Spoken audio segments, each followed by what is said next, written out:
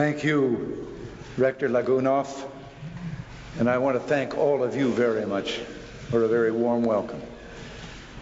It's a great pleasure to be here at Moscow State University, and I want to thank you all for turning out.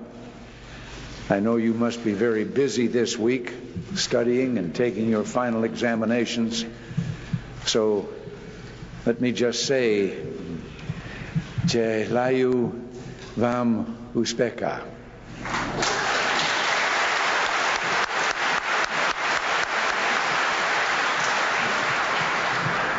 Nancy couldn't make it today because she's visiting Leningrad, which she tells me is a very beautiful city. But she too says hello and wishes you all good luck. Let me say it's also a great pleasure to once again have this opportunity to speak directly to the people of the Soviet Union. Before I left Washington, I received many heartfelt letters and telegrams asking me to carry here a simple message, perhaps, but also one of the most important business of this summit. It is a message of peace and goodwill and hope for a growing friendship and closeness between our two peoples. As you know, I've come to Moscow to meet with one of your most distinguished graduates. In this, our fourth summit, General Secretary Gorbachev and I have spent many hours together, and I feel that we're getting to know each other well. Our discussions, of course, have been focused primarily on many of the important issues of the day, issues I want to touch on with you in a few moments. But first, I want to take a little time to talk to you, much as I would to any group of university students in the United States. I want to talk not just of the realities of today, but of the possibilities of tomorrow. Standing here before a mural of your revolution, I want to talk about a very different revolution that is taking place right now, quietly sweeping the globe without bloodshed or conflict. Its effects are peaceful, but they will fundamentally alter our world, shatter old assumptions, and reshape our lives. It's easy to underestimate because it's not accompanied by banners or fanfare. It's been called the technological or information revolution. And as its emblem, one might take the tiny silicon chip, no bigger than a fingerprint. One of these chips has more computing power than a room full of old-style computers. As part of an exchange program, we now have an exhibition touring your country that shows how information technology is transforming our lives, replacing manual labor with robots, forecasting weather for farmers, or mapping the genetic code of DNA for medical researchers. These microcomputers today aid the design of everything from houses to cars to spacecraft. They even design better and faster computers. They can translate English into Russian, or enable the blind to read, or help Michael Jackson produce on one synthesizer the sounds of a whole orchestra. Linked by a network of satellites and fiber optic cables, one individual with a desktop computer and a telephone commands resources unavailable to the largest governments just a few years ago. Like a chrysalis, we're emerging from the economy of the Industrial Revolution, an economy confined to and limited by the Earth's physical resources, into, as one economist titled his book, The Economy in Mind, in which there are no bounds on human imagination, and the freedom to create is the most precious natural resource. Think of that little computer chip. Its value isn't in the sand from which it is made, but in the microscopic architecture designed into it by ingenious human minds. Or take the example of the satellite relaying this broadcast around the world, which replaces thousands of tons of copper mined from the earth and molded into wire. In the new economy, Human invention increasingly makes physical resources obsolete. We're breaking through the material conditions of existence to a world where man creates his own destiny. Even as we explore the most advanced reaches of science, we're returning to the age-old wisdom of our culture, a wisdom contained in the book of the Genesis in the Bible. In the beginning was the Spirit, and it was from this Spirit that the material abundance of creation issued forth. But progress is not foreordained. The key is freedom. Freedom of thought, freedom of information, freedom of communication. The renowned scientist, scholar, and founding father of this university, Mikhail Lomonosov, knew that. It is common knowledge, he said, that the achievements of science are considerable and rapid, particularly once the yoke of slavery is cast off and replaced by the freedom of philosophy. You know, one of the first contacts between your country and mine took place between Russian and American explorers. The Americans were members of Cook's last voyage on an expedition searching for an Arctic passage. On the island of Unalaska, they came upon the Russians, who took them in, and together with the native inhabitants, held a prayer service on the ice. The explorers of the modern era are the entrepreneurs, men with vision, with the courage to take risks and faith enough to brave the unknown. These entrepreneurs and their small enterprises are responsible for almost all the economic growth in the United States. They are the prime movers of the technological revolution. In fact, one of the largest personal computer firms in the United States was started by two college students, no older than you, in the garage behind their home. Some people, even in my own country, look at the riot of experiment that is the free market and see only waste. What of all the entrepreneurs that fail? Well, many do, particularly the successful ones, often several times. And if you ask them the secret of their success, they'll tell you it's all that they learned in their struggles along the way. Yes, it's what they learned from failing, like an athlete in competition or a scholar in pursuit of the truth. Experience is the greatest teacher. And that's why it's so hard for government planners, no matter how sophisticated, to ever substitute for millions of individuals working night and day to make their dreams come true. The fact is, bureaucracies are a problem around the world. There's an old story about a town, it could be anywhere, with a bureaucrat who was known to be a good-for-nothing, but he somehow had always hung on to power. So one day in a town meeting, an old woman got up and said to him, "There is a folk legend here where I come from, that when a baby is born, an angel comes down from heaven and kisses it on one part of its body. If the angel kisses him on his hand, he becomes a handyman. If he kisses him on his forehead, he becomes bright and clever. And I've been trying to figure out where the angel kissed you so that you should sit there for so long and do nothing."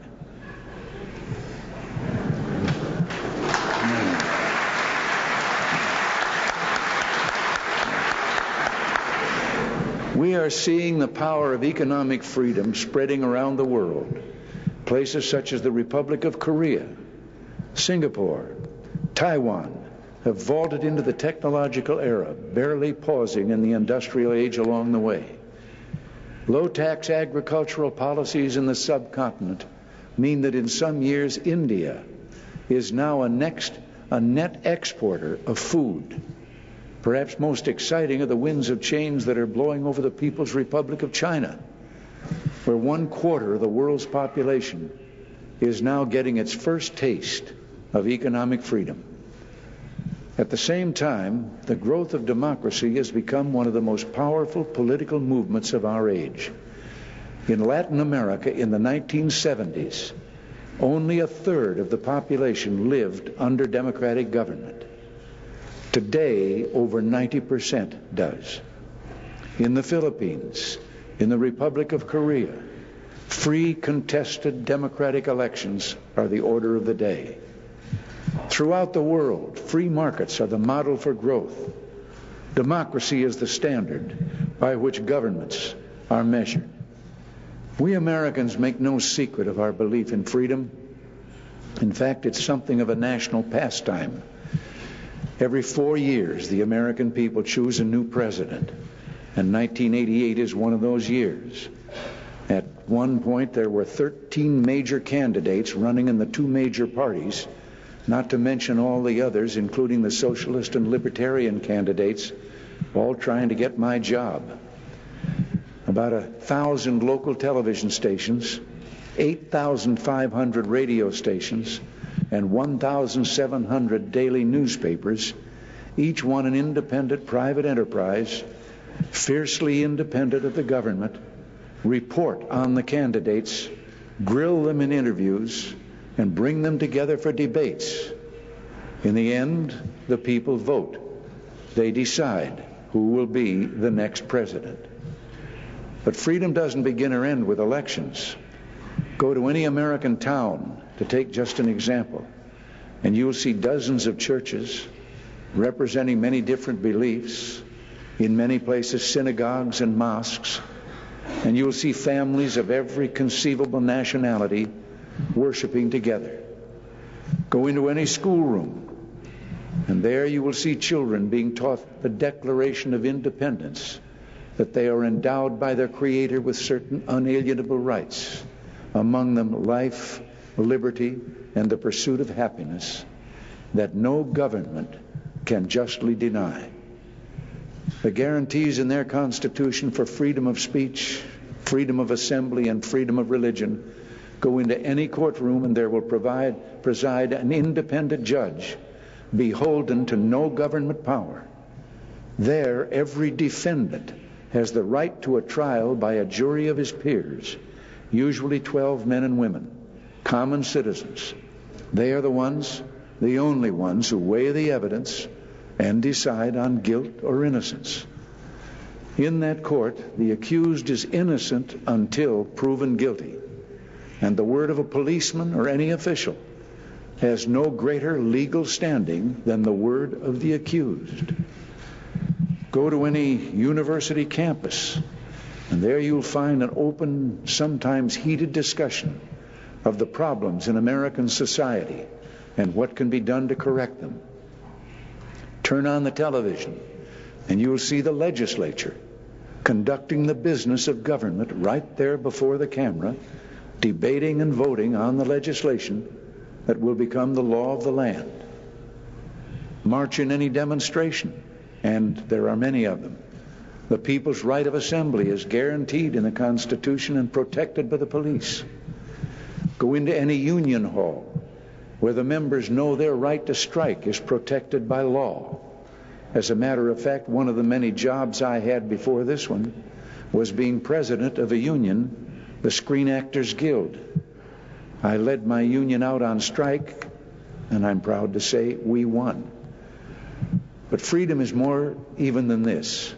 Freedom is the right to question and change the established way of doing things. It is the continuing revolution of the marketplace. It is the understanding that allows us to recognize shortcomings and seek solutions. It is the right to put forth an idea scoffed at by the experts and watch it catch fire among the people. It is the right to dream, to follow your dream, or stick to your conscience, even if you're the only one in a sea of doubters. Freedom is the recognition that no single person, no single authority or government has a monopoly on the truth, but that every individual life is infinitely precious, that every one of us put on this world has been put there for a reason and has something to offer. America is a nation made up of hundreds of nationalities. Our ties to you are more than ones of good feeling. They're ties of kinship. In America, you'll find Russians, Armenians, Ukrainians, peoples from Eastern Europe and Central Asia. They come from every part of this vast continent, from every continent to live in harmony, seeking a place where each cultural heritage is respected. Each is valued for its diverse strengths and beauties and the richness it brings to our lives. Recently, a few individuals and families have been allowed to visit relatives in the West. We can only hope that it won't be long before all are allowed to do so, and Ukrainian Americans, Baltic Americans, Armenian Americans can freely visit their homelands just as this Irish American visits his. Freedom, it has been said, makes people selfish and materialistic. But Americans are one of the most religious peoples on earth because they know that liberty, just as life itself, is not earned, but a gift from God. They seek to share that gift with the world. Reason and experience, said George Washington in his farewell address, both forbid us to expect that national morality can prevail in exclusion of religious principle. And it is substantially true that virtue or morality is a necessary spring of popular government. Democracy is less a system of government than it is a system to keep government limited, unintrusive, a system of constraints on power to keep politics and government secondary to the important things in life, the true sources of value found only in family and faith. But I hope you know, I go on about these things not simply to extol the virtues of my own country, but to speak to the true greatness of the heart and soul of your land, who, after all, needs to tell the land of Dostoevsky about the quest for truth, the home of Kandinsky and Scriabin about imagination, the rich and noble culture of the Uzbek man of letters Alisher Navoye about beauty and heart. The great culture of your diverse land speaks with a glowing passion to all humanity. Let me cite one of the most eloquent contemporary passages on human freedom. It comes not from the literature of America, but from this country, from one of the greatest writers of the 20th century, Boris Pasternak, in the novel Dr. Zhivago.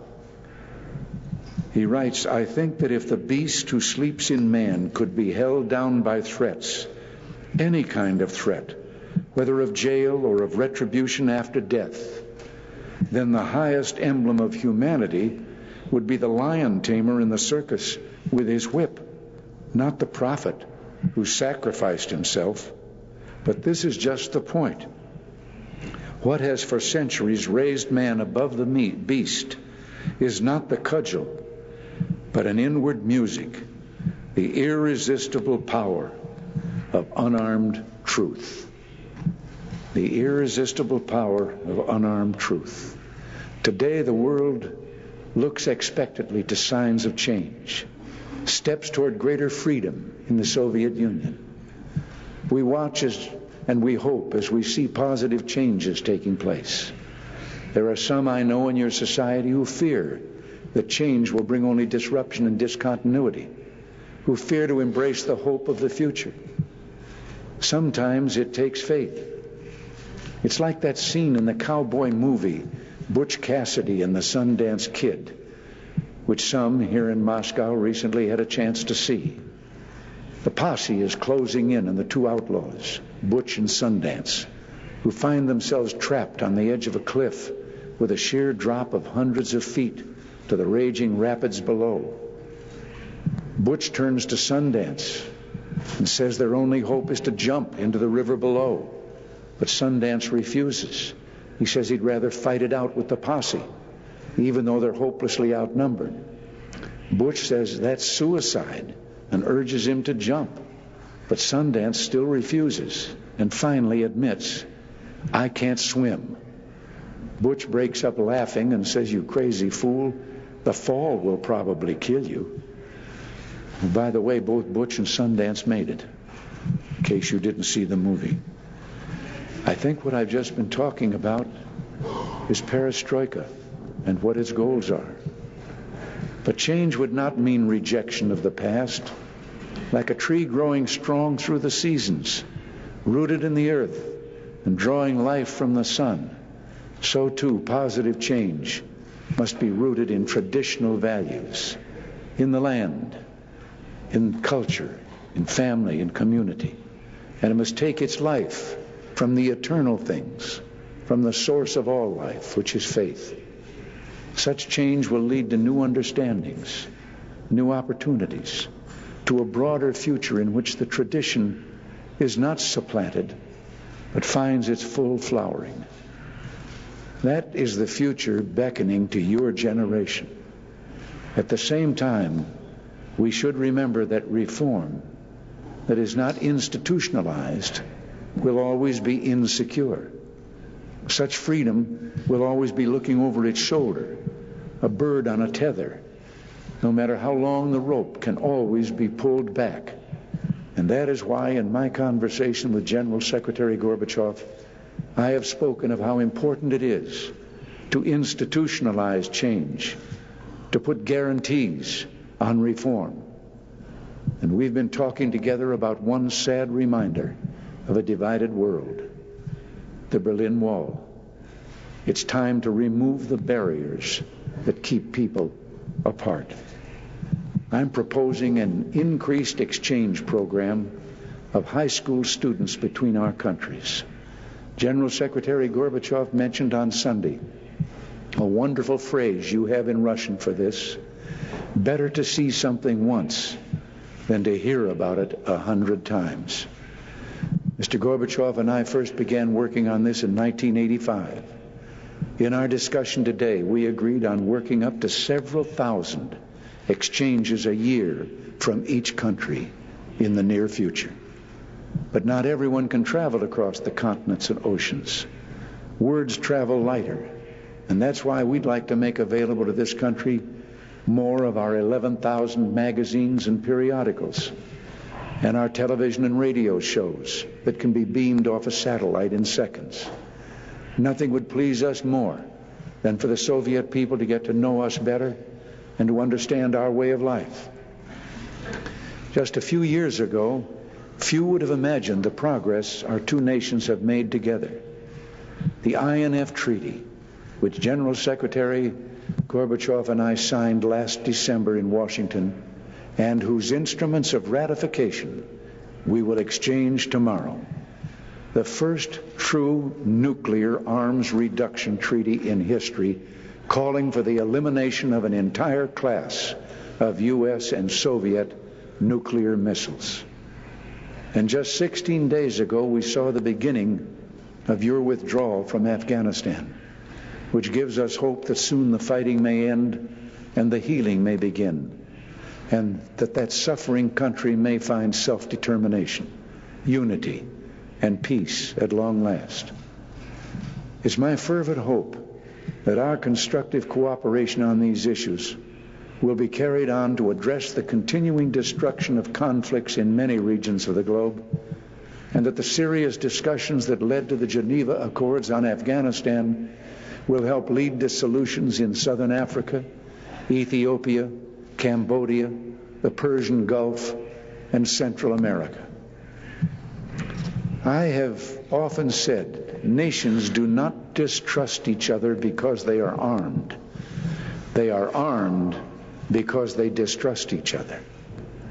If this globe is to live in peace and prosper, if it is to embrace all the possibilities of the technological revolution, then nations must renounce once and for all the right to an expansionist foreign policy. Peace between nations must be an enduring goal, not a tactical stage in a continuing conflict.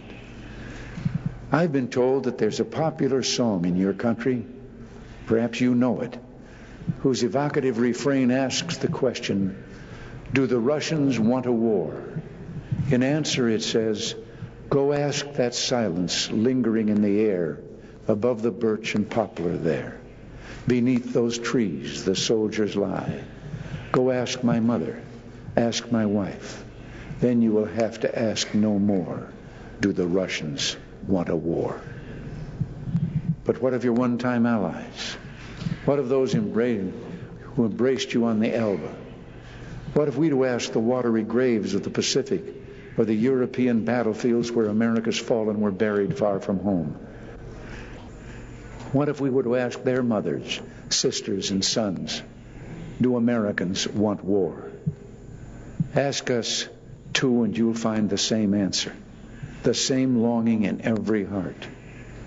People do not make wars, governments do. And no mother would ever willingly sacrifice her sons for territorial gain, for economic advantage, for ideology. A people free to choose will always choose peace. Americans seek always to make friends of old antagonists. After a colonial revolution with Britain, we have cemented for all ages the ties of kinship between our nations. After a terrible civil war between North and South, we healed our wounds and found true unity as a nation. We fought 2 world wars in my lifetime, against Germany and one with Japan. But now the Federal Republic of Germany and Japan are 2 of our closest allies and friends. Some people point to the trade disputes between us as a sign of strain. But they're the frictions of all families, and the family of free nations is a big and vital and sometimes boisterous one. I can tell you that nothing would please my heart more than in my lifetime to see American and Soviet diplomats grappling with the problem of trade disputes between America and a growing, exuberant, exporting Soviet Union that had opened up to economic freedom and growth. And as important as these official people-to-people exchanges are, nothing would please me more than for them to become unnecessary, to see travel between East and West become so routine that university students in the Soviet Union could take a month off in the summer and, just like students in the West do now, put packs on their backs and travel from country to country in Europe, and with barely a passport check in between. Nothing would please me more than to see the day that a concert promoter in, say, England could call up a Soviet rock group without going through any government agency and have them playing in Liverpool the next night. Is this just a dream? Perhaps, but it is a dream that is our responsibility to have come true. Your generation is living in one of the most exciting, hopeful times in Soviet history. It is a time when the first breath of freedom stirs the air and the heart beats to the accelerated rhythm of hope, when the accumulated spiritual energies of a long silence yearn to break free. I am reminded of the famous passage near the end of Gogol's Dead Souls.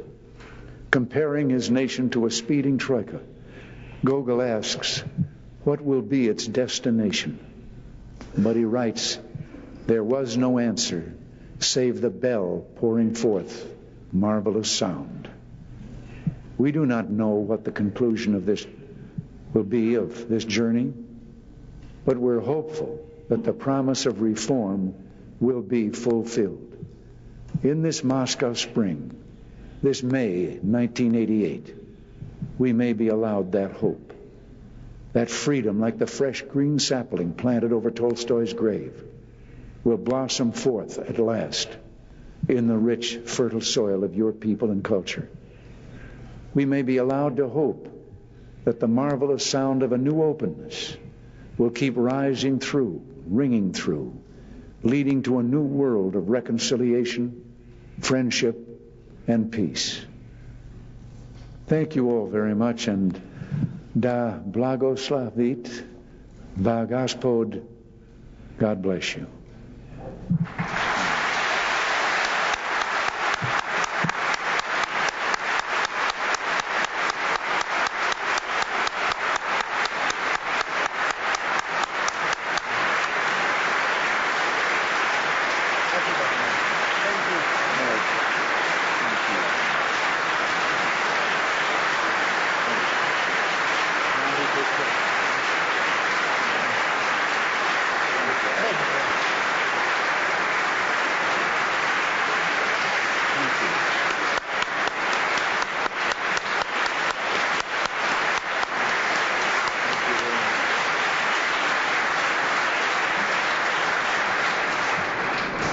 Дорогие товарищи, господин президент любезно согласился ответить на ваши вопросы. Я, насколько понимаю, в его распоряжении не так много времени, около 15 минут. Поэтому просьба, у кого есть вопросы, прошу подходить к микрофону и задавать их. Dear friends, Mr. President has kindly agreed to answer your questions, but since he doesn't have too much time, only 15 minutes, so those who have questions, please ask them. Прошу.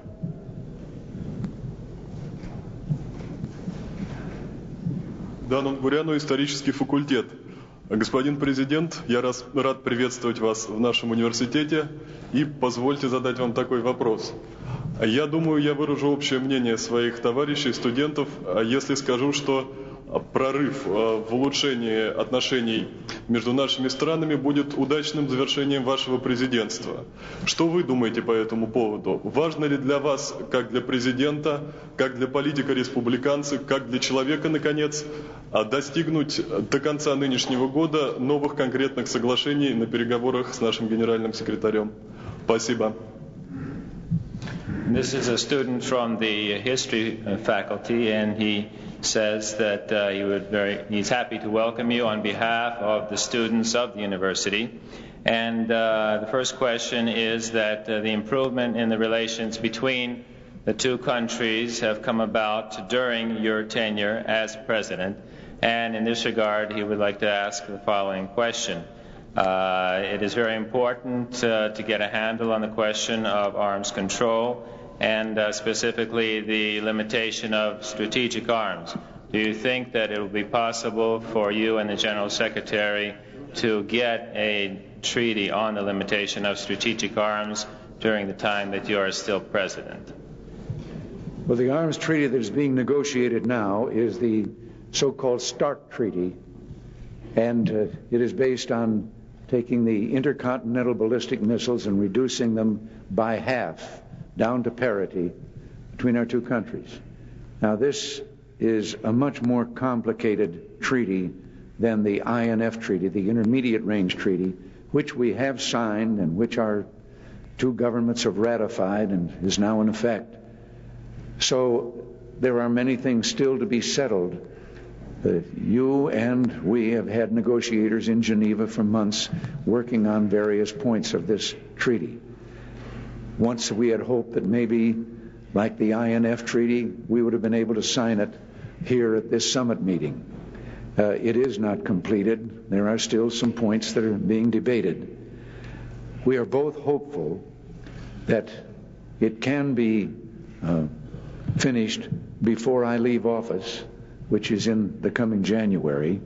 But I assure you that if it isn't, I assure you that I will have impressed on my successor that we must carry on until it is signed. My dream has always been that once we've started down this road, we can look forward to a day, you can look forward to a day, when there will be no more nuclear weapons in the world at all.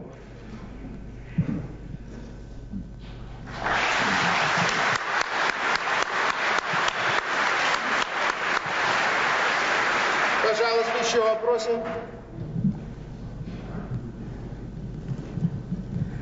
Квасова Ольга, факультет психологии. Господин президент, вы в своей речи говорили о том, что университетские дискуссии, дебаты пытаются каким-то образом влиять на общественное мнение, на политику. Мне бы хотелось спросить вас, как, на ваш взгляд, изменились в США молодежные и студенческие проблемы с дней вашей юности и до наших дней? Простите, что изменит? Тут слышимость плохая. Повторите вопрос. Как изменились молодежные и студенческие проблемы в США с дней юности господина президента, его студенческих лет и до нашего времени? Самое последнее все-таки я не расслышал. Как изменились юношеские, значит... If you like, I can interpret. The question is, the universities influence public opinion, and the student wonders how the youths have changed since the days when you were students up till now. Wait a minute. How you have changed since the era of my own youth? Or how just students have changed, the youths have changed. You were a student, at your time they were one type, now they have changed. Well, I know there was a period in our country when there was a very great change for the worst. When I was governor of California, I could start a riot just by going to a campus. But that has all changed. And I could be looking out at an American student body as well as I'm looking out here and would not be able to tell the difference between you. I think that back in our day, I did happen to go to school to get my college education in a unique time. It was the time of the Great Depression, when in a country like our own there was 25% unemployment, and the bottom seemed to have fallen out of everything. But we had, I think, what maybe I should be telling you from my point here, because I graduated in 1932, that I should tell you that when you get to be my age, you're going to be surprised how much you recall the feelings you had in these days here, and that how easy it is to understand the young people because of your own having been young once. You know an awful lot more about being young than you do about being old. And I think there is a seriousness, I think there's a sense of responsibility that young people have, and I think that there's an awareness on the part of most of you about what you want your adulthood to be and what the country you live in you want it to be. And I have a great deal of faith. I said the other day to 76 students, they were half American and half Russian.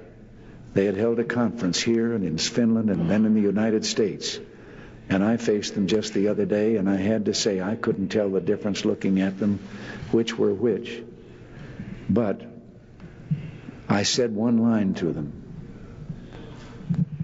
I said, I believe that if all the young people of the world today could get to know each other, there would never be another war. And I think that of you, I think that of the other students that I've addressed in other places. And of course, I know also that you're young, and therefore there are certain things that at times take precedence. I'll illustrate one myself. 25 years after I graduated, my alma mater brought me back to the school and gave me an honorary degree. And I had to tell them, they compounded a sense of guilt I had nursed for 25 years, because I always thought the first degree they gave me was honorary.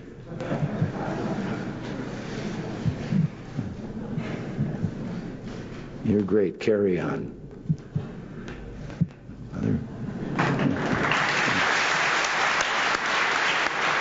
Прошу, пожалуйста, еще вопросы? Вы только что положительно оценили группу советских войск, вы не сами сказали, что совместные советско-американские усилия, направленные на урегулирование региональных конфликтов, будут продолжаться. На какие регионы мира, где сохраняется напряженность, должны быть направлены эти усилия, по вашему мнению? На Центральную Америку, на Юго-Восточную Азию, на юг Африки? Заранее благодарю за ответ. Mr. President, you have just mentioned that you welcome the efforts aimed at the settlement of the Afghan question, and it might promote the settlement of other regional conflicts. What conflicts do we need? Central American conflict, Southeast Asian, or South African? I am grateful in advance for your answer. Well, for example, in South Africa, where Namibia has been promised its independence as a nation, another new African nation. But it is impossible because of a civil war going on in another country there, and that civil war is being fought on one side by some 30 to 40,000 Cuban troops who have gone from the Americas over there and are fighting on one side with one kind of authoritative government. When that country was freed from being a colony and given its independence, one faction seized power and made itself the government of that nation. And leaders of another seemingly majority of the people had wanted simply the people to have the right to choose the government that they wanted. And that is the civil war that is going on. But what we believe is that those foreign soldiers should get out and let them settle it. Let them, the citizens of that nation, settle their problems. And the same is true in Nicaragua. Nicaragua made a promise. They had a dictator. There was a revolution. There was an organization and was aided by others in the revolution. And they appealed to the Organization of American States for help in getting the dictator to step down, stop the killing. And he did. But the Organization of American States had asked, what are the goals of the revolution? And they were given in writing. And they were the goals of a pluralistic society, of the right of unions and freedom of speech and press and so forth, and free elections, a pluralistic society. And then the one group that was the best organized among the revolutionaries seized power, exiled many of the other leaders, and has its own government which violated every one of the promises that had been made. And here again, we're trying to encourage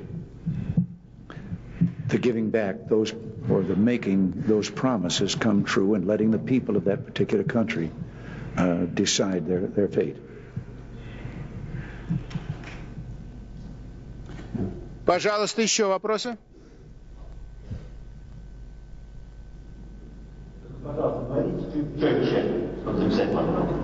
Шарушкин Игорь, факультет журналистики. Уважаемый господин президент, меня очень беспокоит судьба 310 советских солдат, которые пропали без вести в Афганистане. Не могли бы вы и хотите ли вы оказать посильную помощь в их розыске и, так сказать, возвращении на родину?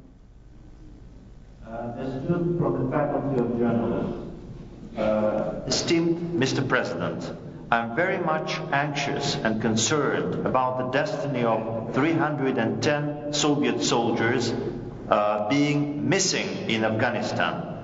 Can you and are you willing to help in their search and their return to the motherland? Very much so. We would like nothing better than that.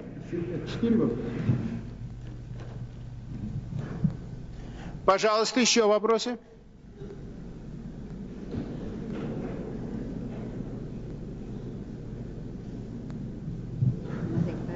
Аверьянов Дмитрий, студент юридического факультета. Господин президент, реализация гражданами неотъемлемых, неотчуждаемых прав ставит перед администрацией в вашей стране очень серьезные проблемы.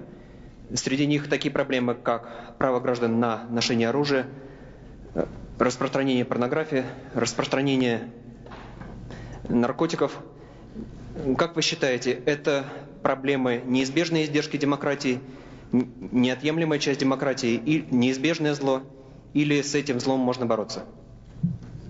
A student from the law faculty, the realization of the unalienable rights of citizens guaranteed by the Constitution faces certain problems. For example, the right of people to have arms, or, for example, the problem appears, an evil appears, whether spread of pornography or narcotics is compatible with these rights. Do you believe that these problems just are unavoidable unavoidable problems connected with democracy, or they could be avoided? Well, if I understand you correctly, this is a question about the inalienable rights of the people. Does that include the right to do criminal acts? And as for example, in the use of drugs and so forth? No.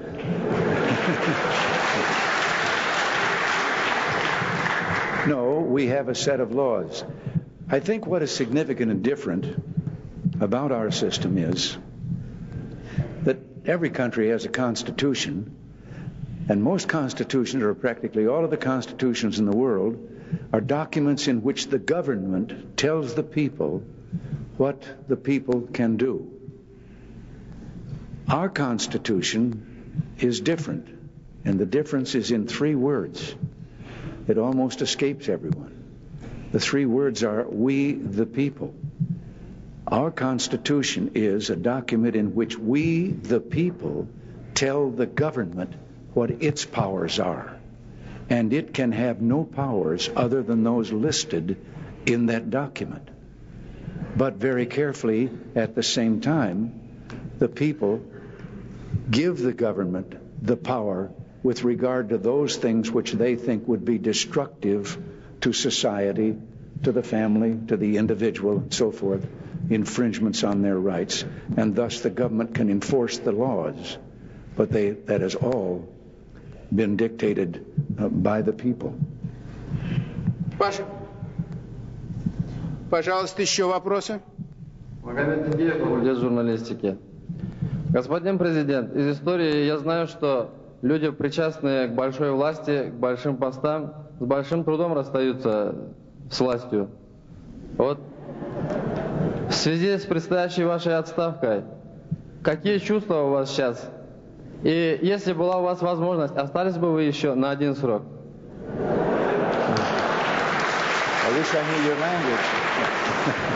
Mr. President, from history I know that people who have been connected with great power, with big posts, say goodbye, leave these posts with great difficulty. Since your term of office is coming to an end, what sentiments do you experience, and whether you feel like, if hypothetically you can, just stay for another term? Well, I'll tell you something. I think it was a kind of a revenge against Franklin Delano Roosevelt, who was elected 4 times, the only president. There had kind of grown a tradition in our country about 2 terms.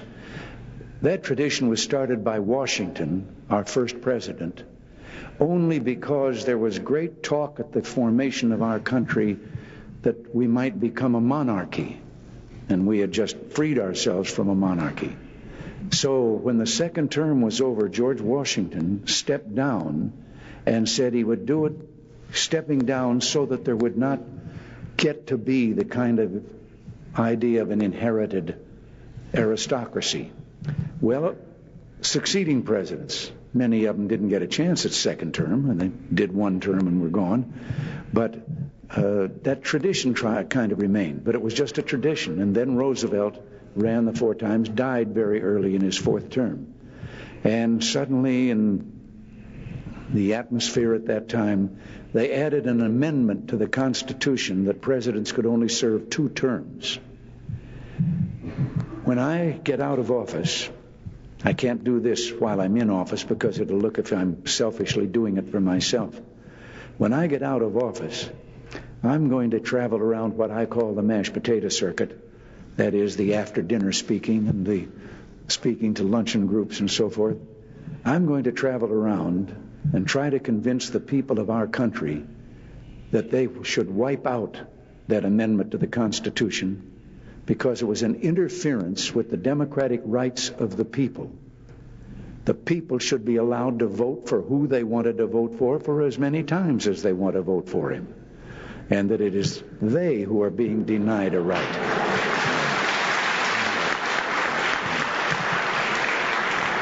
But you see, I will no longer be president then, so I can do that and talk for that.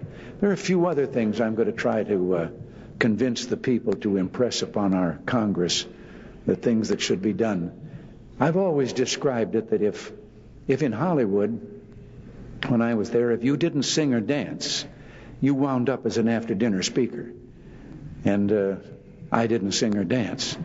So I have a hunch that I will be out on the speaking circuit telling about a few things that I didn't get done in government, but urging the people to tell the Congress they wanted them done.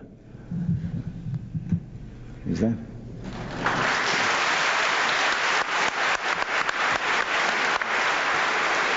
Пожалуйста, еще есть вопрос?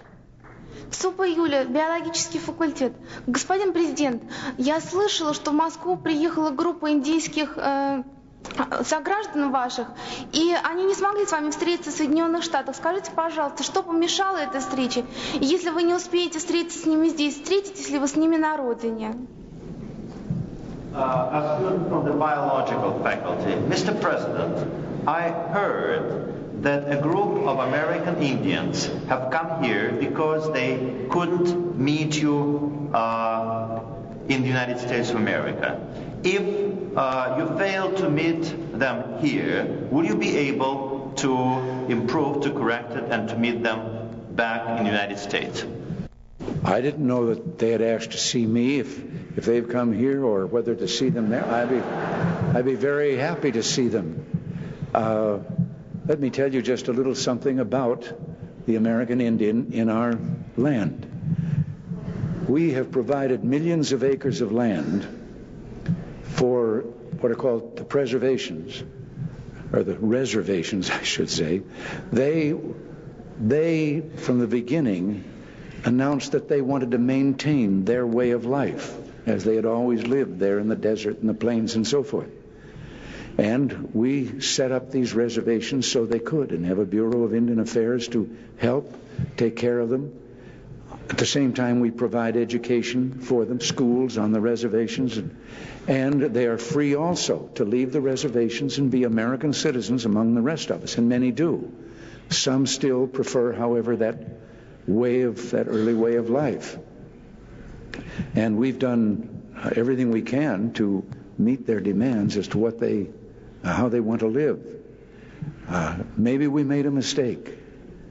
Maybe we should not have humored them in that wanting to stay in that kind of primitive lifestyle. Maybe we should have said, no, come join us, be citizens, along with the rest of us. As I say, many have been very successful.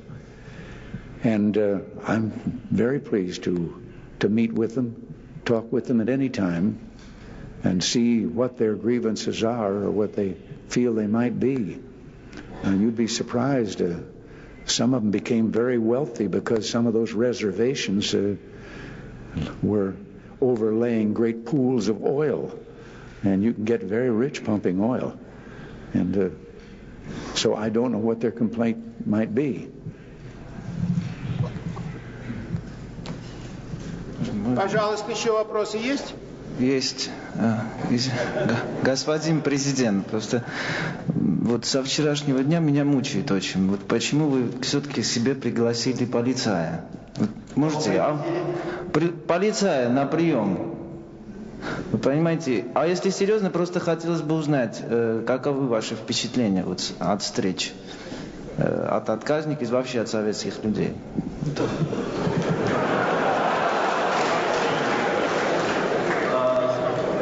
Mr. President, I'm very much tantalized since yesterday evening by the question, why did you receive yesterday, and why did you invite yesterday just refuseniks or dissidents? And the second part of the question is just what are your impressions from Soviet people? Вы полицей. Полицей. Полицей. А что вы полицей? Ну, работал на немцев. And among these just dissidents, you have invited a former collaborator with the fascists, who was a policeman serving for fascists. Well, now, maybe that's one I don't know about, or maybe the information hasn't been all given out on that. But You have to understand that Americans come from every corner of the world. I received a letter from a man that called something to my attention recently. He said, you can go to live in France, but you cannot become a Frenchman. You can go to live in Germany, you cannot become a German, or a Turk, or a Greek, or whatever. But he said, anyone from any corner of the world can come to live in America and become an American. You have to realize that we are a people that have made up of every strain, nationality, and race of the world.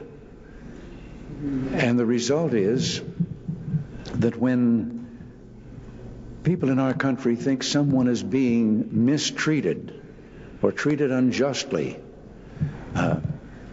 in another country, these are people who still feel that kinship to that country because that is their heritage. In America, whenever you meet someone new and become friends, one of the first things you tell each other is what your bloodline is. For example, when I'm asked, I have to say Irish, English, and Scotch. English and Scotch on my mother's side, Irish on my father's side. But all of them have that. Well, when you take unto yourself a wife, you do not stop loving your mother. So Americans all feel a kind of a kinship to that country that their parents or their grandparents or even some great-grandparents came from. You don't lose that contact.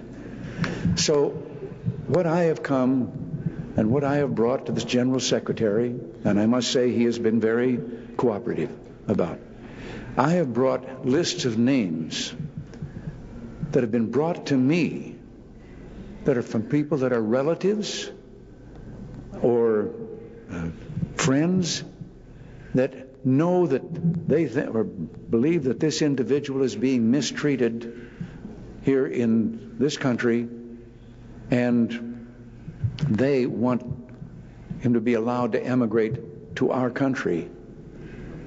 Some are separated families. One that I met the other day was born in the same time I was. He was born of Russian parents who had moved to America way back in the early 1900s. And he was born in 1911. And then sometime later, the family moved back to Russia. Now he's grown, has a son. He's an American citizen. But they wanted to go back to America. And they're being denied on the grounds that, well, they can go back to America, but his son married a Russian young lady, and they want to keep her from going back.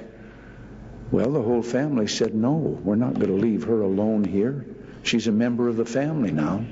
Well, that kind of a case is brought to me personally, so I bring it to the General Secretary. And as I say, I must say, he has been most helpful and most agreeable about correcting these things. Now, I'm not blaming you, I'm blaming bureaucracy. We have the same type of thing happen in our own country, and every once in a while somebody has to get the bureaucracy by the neck and shake it loose and say, stop doing what you're doing.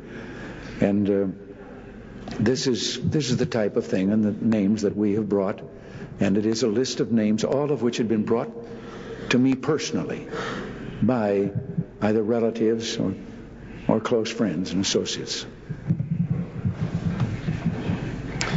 Товарищи, время президента уже исчерпано, так что поблагодарим его за ответы.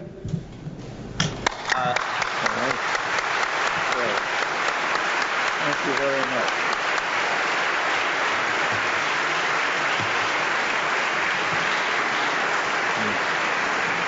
You were all very kind. I thank you very much, and I hope I answered the questions correctly. Nobody asked me what it was going to feel like to not be president anymore.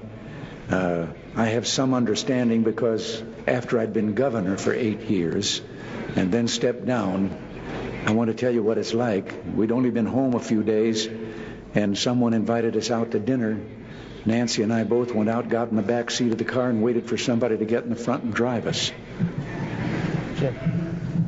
Господин президент, мы хотели бы на память о вашем посещении подарить вам сувенир, где изображен университет московский. We would like to congratulate you with a souvenir depicting the University of Moscow. Oh, that is beautiful. Thank you very much.